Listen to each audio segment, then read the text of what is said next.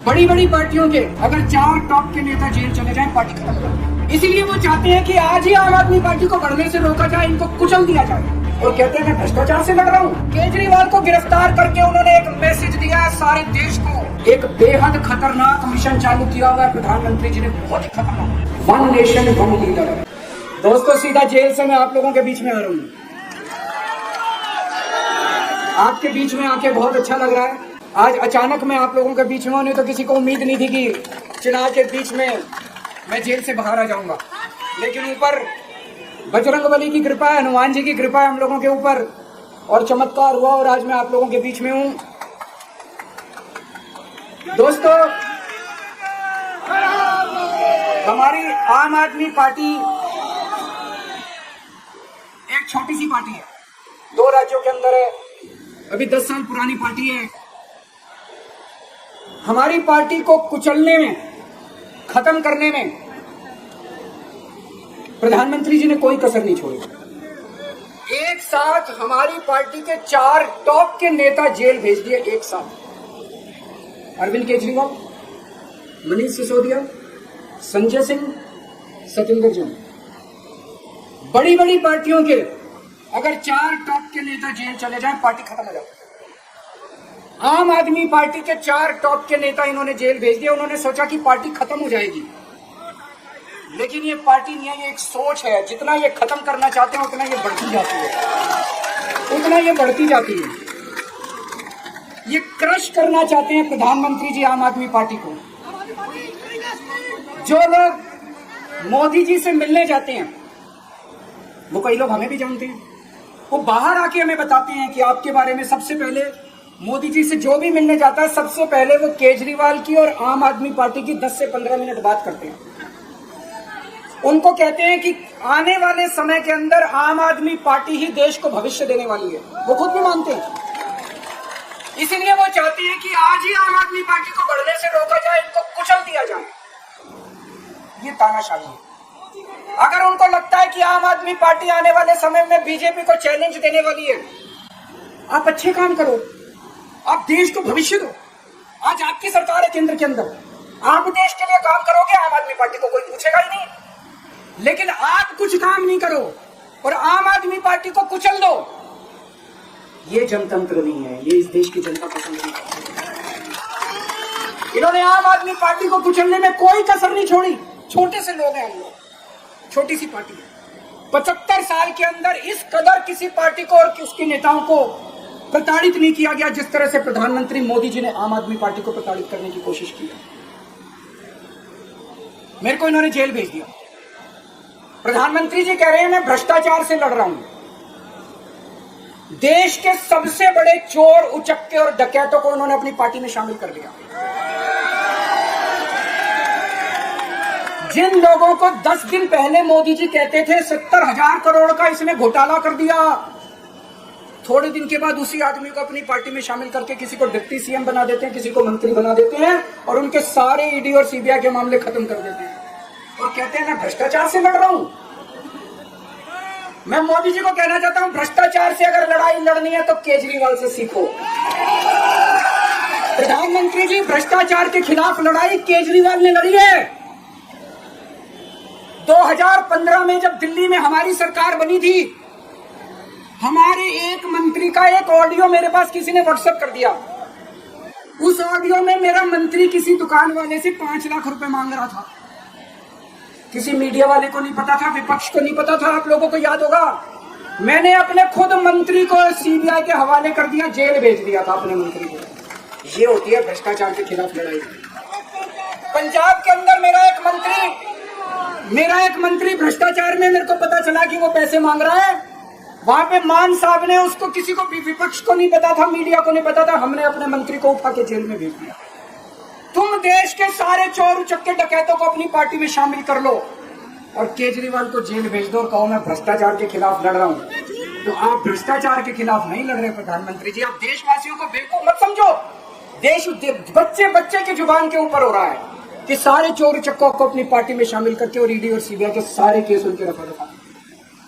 केजरीवाल को क्यों गिरफ्तार किया?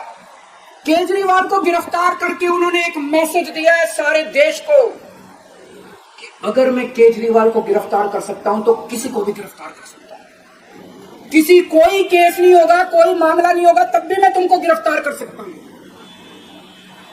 एक बेहद खतरनाक मिशन चालू किया हुआ है प्रधानमंत्री जी ने, बहुत ही खतरनाक। देशवासियों को यह समझने की, अब जब मैं बोलने जा रहा हूं, समझने की जरूरत है। उस मिशन का नाम है वन नेशन वन लीडर। देश के सारे नेताओं को खत्म करना चाहते हैं मोदी जी, और इसके 2 स्तर के ऊपर इस मिशन को चला रहे हैं। जितने विपक्ष के नेता हैं उनको जेल भेजेंगे, और जितने बीजेपी के नेता हैं उनको सबको निपटा देंगे, उनकी राजनीति खत्म करते जाएंगे, उनको सबको निपटाते जाएंगे। विपक्ष के अंदर आज इन्होंने मनीष सिसोदिया को जेल भेज दिया, संजय सिंह को जेल भेज दिया, सत्येंद्र जैन को जेल भेज दिया, केजरीवाल को जेल भेज दिया, हेमंत सोरेन को जेल भेज दिया, ममता दीदी के कई मंत्रियों को जेल भेज दिया, स्टालिन के कई मंत्रियों को जेल भेज दिया, केरला के सीएम के पीछे पड़े हैं। अगर ये चुनाव की जीत गए, मेरे से लिखवा लो एफिडेविट के ऊपर, थोड़े दिन के बाद ममता दीदी जेल में होंगी, तेजस्वी यादव जेल में होगा, स्टालिन साहब जेल के अंदर होंगे, पिनराई विजयन जेल के अंदर होंगे, उद्धव ठाकरे जेल के अंदर होंगे, जितने विपक्ष के नेता ये सारे जेल के अंदर होंगे। अगर ये चुनाव जीत गए, इन्होंने बीजेपी का एक नेता नहीं छोड़ा। आडवाणी जी की राजनीति खत्म कर दी इन्होंने, मुरली मनोहर जोशी की राजनीति खत्म कर दी, सुमित्रा महाजन की, शिवराज सिंह चौहान जिसने मध्य प्रदेश का चुनाव जीत के दिया इन लोगों ने, शिवराज सिंह चौहान ने उसको मुख्यमंत्री नहीं बनाया, उसकी राजनीति खत्म कर दी। वसुंधरा राजे की जो राजनीति खत्म कर दी इन्होंने, खट्टर साहब की राजनीति खत्म कर दी, डॉक्टर रमन सिंह की राजनीति खत्म कर दी। अब अगला किसका नंबर है? योगी आदित्यनाथ। चुनाव जीत गए, मेरे से लिखवा लो, 2 महीने के अंदर उत्तर प्रदेश का मुख्यमंत्री बदल देंगे। योगी आदित्यनाथ की राजनीति खत्म करेंगे, उनको भी निपटा देंगे। यही तानाशाही है दोस्तों। वन नेशन वन लीडर ये चाहते हैं, एक ही तानाशाह इस देश के अंदर बचेगा, एक ही तानाशाह इस देश के अंदर बचेगा। हमारा देश बहुत महान है, 4000-5000 साल पुराना हमारा देश है। इसके पहले पिछले 4000 साल में कई मौके आए जब इस देश के ऊपर तानाशाहों ने कब्जा करने की कोशिश की, लेकिन हमारे देश के लोगों ने उन तानाशाहों का तख्ता उखाड़ के फेंक दिया। जब जब हमारे देश में ऐसा मौका आया कि तानाशाह ने हमारे देश के ऊपर कब्जा करने की कोशिश की, इस देश की जनता ने उसका तख्ता उखाड़ के फेंक दिया। आज एक तानाशाह इस देश से जनतंत्र खत्म करना चाहता है, आज एक तानाशाह इस देश से लोकशाही खत्म करना चाहता है। मैं पूरे तन मन धन से लड़ रहा हूं, संघर्ष कर रहा हूं उस तानाशाह के खिलाफ। 140 करोड़ लोगों का साथ चाहता हूं। मेरे अकेले के करने से नहीं होगा। 140 आज मैं आप लोगों से भीख मांगने के लिए आया हूं, 140 करोड़ लोगों से, 140 करोड़ लोगों से भीख मांगने के लिए आया हूं। मेरे देश को बचा लो, मेरे भारतवर्ष को बचा लो, मेरा भारत इस तानाशाही से बचा लो मेरे दोस्त, मेरे देश को।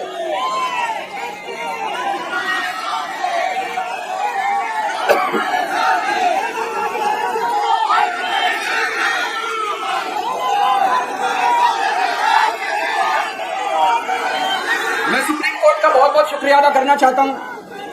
उन्होंने 21 दिन दिए हैं, एक दिन में 24 घंटे। मैं एक दिन में 24 में से 36 घंटे काम करूंगा, पूरे देश भर में घूमूंगा इस तानाशाही को रोकने के लिए। दोस्तों, जितनी मेरे अंदर ताकत है, मेरा सब कुछ कुर्बान है देश के लिए, मेरा तन मन धन सब कुछ कुर्बान है मेरे देश के लिए। मेरे खून का एक एक कतरा मेरे देश के लिए, मेरे शरीर का एक एक कतरा, मेरी जिंदगी का एक एक पल मेरे देश के लिए। मेरे देश को बचाने के लिए मैं पूरे देश में जाऊंगा। अब एक बहुत महत्वपूर्ण बात करने जा रहा हूं, उसको ध्यान से सुनना। ये लोग इंडिया गठबंधन से पूछते हैं आपका प्रधानमंत्री कौन होगा। मैं बीजेपी से पूछता हूं आपका प्रधानमंत्री कौन होगा। आप लोग सोच रहे होंगे केजरीवाल क्या बात कर रहा है, मोदी जी होंगे। नहीं, मोदी जी अगले साल 17 सितंबर को 75 साल के हो रहे हैं। बीजेपी के अंदर मोदी जी ने 2014 में मोदी जी ने खुद ने रूल बनाया था कि बीजेपी के अंदर जो भी 75 साल का होगा उसको रिटायर कर दिया जाएगा। सबसे पहले आडवाणी जी को रिटायर किया गया, उसके बाद मुरली मनोहर जोशी जी को रिटायर किया गया, फिर सुमित्रा महाजन को रिटायर किया गया, फिर यशवंत सिन्हा को रिटायर किया गया। अब मोदी जी अगले साल 17 सितंबर को रिटायर होने वाले हैं। तो मैं बीजेपी से पूछना चाहता हूं, आपका प्रधानमंत्री का दावेदार कौन है? दोस्तों, अगले साल 17 सितंबर तक अगर इनकी सरकार बनी तो उस पर भी आऊंगा मैं। अगर इनकी सरकार बनी तो पहले अगले 2 महीने में योगी जी को निपटाएंगे ये, और उसके बाद मोदी जी के सबसे खास अमित शाह को ये प्रधानमंत्री बनाएंगे। तो मैं लोगों को, देश के लोगों को आगाह करना चाहता हूं, मोदी जी अपने लिए वोट नहीं मांग रहे। मोदी जी अमित शाह को प्रधानमंत्री बनाने के लिए वोट मांग रहे हैं। मैं पूछना चाहता हूं मोदी जी से और अमित शाह जी से, ये मोदी की गारंटी पूरी कौन करेगा? क्या अमित शाह मोदी की गारंटी पूरी करेंगे?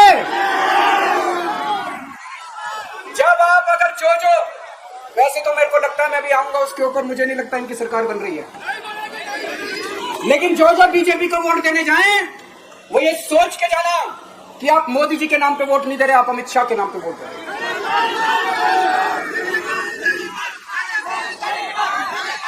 अब एक खुशखबरी है आप लोगों के लिए, अब एक खुशखबरी है, सबको बता देना जो मैंने बातें कही है बड़ी सोच समझ के कही है। वहां बैठ के यही सोच रहा था 50 दिन से।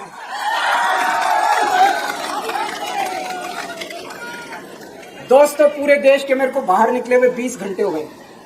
इन 20 घंटों के अंदर भी मैंने रात भर में जनता से बात कर रहा था, लोगों से फोन कर रहा था।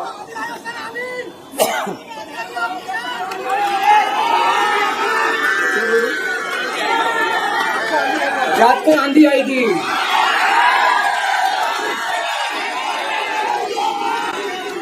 पिछले 20 घंटे में मैंने जो बातचीत करी है, कई बड़े बड़े एक्सपर्ट से बात की, चुनाव विश्लेषकों से बात की, सेफोलॉजिस्ट से बात की, जनता से बात की, फोन पे लोगों से।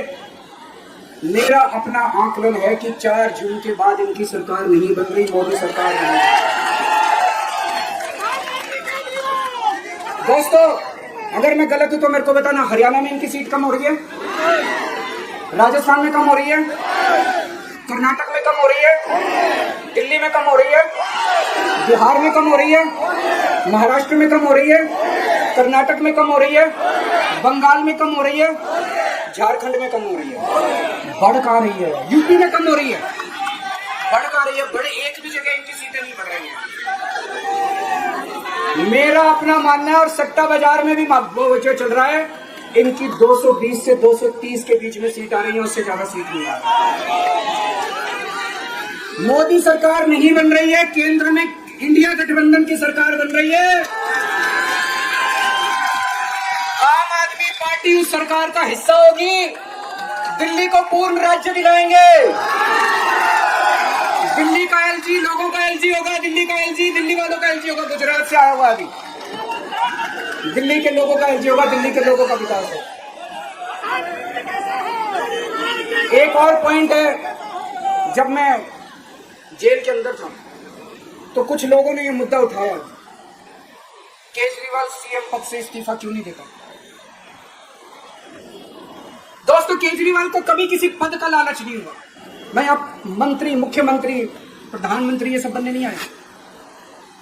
इनकम टैक्स में कमिश्नर की नौकरी करता था। कमिश्नर की नौकरी छोड़ के दिल्ली की झुग्गियों के अंदर 1 नहीं, 2 नहीं, 3 नहीं, 10 साल तक मैंने दिल्ली की झुग्गियों के अंदर काम किया, सुंदर नगरी और नंदनगरी। इनकम टैक्स कमिश्नर की नौकरी छोड़ के जब मेरे को दिल्ली की जनता ने पहली बार सीएम बनाया, असूलों के ऊपर 49 दिन के अंदर सीएम पद से इस्तीफा दे दिया था। एक चपरासी की नौकरी कोई नहीं छोड़ता। सीएम बनने के लिए लोग अपना दायां हाथ कटाने के लिए तैयार होते हैं। मैंने खुद से अपने आप सीएम की कुर्सी को लात मार दी थी 49 दिन के अंदर। मेरे लिए सीएम पद इंपॉर्टेंट नहीं है। आज मैंने सीएम पद से इस्तीफा क्यों नहीं दिया जेल जाने के बाद? दोस्तों, पिछले 75 साल में भारतवर्ष में इतने राज्यों के चुनाव हुए, इतने राज्यों के चुनाव हुए, दिल्ली के अंदर सबसे ऐतिहासिक बहुमत से आम आदमी पार्टी जीती। 55-56% लोग, एक बार 67 सीट, एक बार 62 सीट, इतने भारी बहुमत से आज तक कोई राज्य की सरकार 75 साल में नहीं जीती। इतने भारी बहुमत से जीतने के बावजूद झूठा केस। अब उनको पता है वो हमें हरा नहीं सकते दिल्ली के अंदर, उन्हें पता है अगले 20 साल तक दिल्ली में आम आदमी पार्टी को कोई नहीं हरा सकता। तो उन्होंने एक षड्यंत्र रचा, राजनीतिक षड्यंत्र रचा। केजरीवाल को झूठे केस में जेल भेज दो, केजरीवाल को इस्तीफा देना पड़ेगा, केजरीवाल की सरकार गिर जाएगी। उन्होंने एक षड्यंत्र रचा, मैंने कहा मैं भी इस्तीफा नहीं दूंगा। तुम अगर जनतंत्र को जेल में कैद करोगे तो जनतंत्र जेल से चला के दिखाएंगे, तो सरकार भी जेल से चला के दिखाएंगे। कतई इस्तीफा, तुम्हारे ट्रैप में फंसने वाले नहीं हम। ये अगर हेमंत सोरेन साहब को भी इस्तीफा नहीं देना चाहिए था, जेल से सरकार चलानी चाहिए। अगर हमने इस्तीफा दे दिया, ये तो बड़ा अच्छा इनके लिए। जिस राज्य के अंदर ये चुनाव हारेंगे उसके मुख्यमंत्री को पकड़ के जेल में डाल दो, सरकार गिरा दो। उसके मुख्यमंत्री को पकड़ के जेल में डाल दो, सरकार। आज मैं अगर दिल्ली की जेल के अंदर रह के दिल्ली की जेल से इस्तीफा नहीं दे रहा, वो इस तानाशाही के खिलाफ संघर्ष कर रहा हूं, इसको समझ लेना। केजरीवाल को किसी पद का लालच नहीं है। सीएम तो 100 सीएम की कुर्सी देश के नाम कुर्बान है। मुझे पता चला मेरे जेल जाने से बहुत लोग भावुक हुए, खासकर मेरी माँ, बहनें, महिलाएं बहुत रोई, कईयों ने बहुत मन्नतें मांगी। मैं सबका बहुत बहुत शुक्रिया अदा करना चाहता हूं जिन लोगों ने अपनी दुआएं, करोड़ों लोगों ने अपनी दुआएं भेजी हैं। पूरी दुनिया भर से करोड़ों लोगों ने दुआएं भेजी। उन्हीं के आशीर्वाद का कमाल है कि आज मैं आप लोगों के बीच में हूं। आप लोग सब लोग सुखी रहे, देश खूब तरक्की करे, फले फूले, आप सब लोग खूब खुश रहे, ऐसी मेरी प्रभु से इच्छा है। भारत माता की।